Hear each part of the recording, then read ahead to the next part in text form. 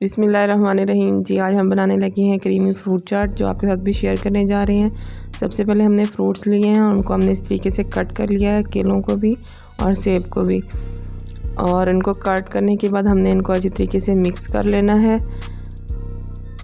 ये बहुत ही मज़ेदार सी हमारी क्रीमी चाट बनेगी। बच्चे बहुत शौक़ से खाते हैं। ये हमने शुगर को क्रश कर लिया था, इसमें ब्लेंडर में आप कर लें इसको।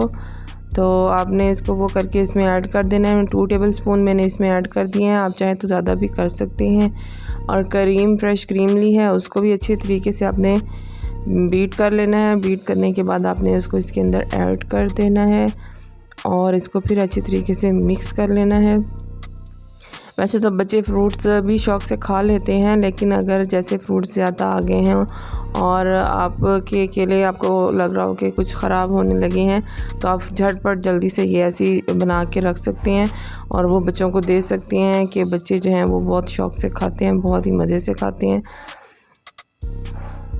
जी, और वैसे भी आप इसको एज ए स्वीट भी यूज़ कर सकते हैं। अगर आपके घर के गेस्ट आ गए हैं तो आपको फटाफट ही आप जल्दी से बना के उनको ये दे सकते हैं एज ए स्वीट भी। और आप इसको घर में वैसे भी बच्चों को भी बना के दे सकते हैं। बड़े बच्चे सभी शौक़ से खाते हैं।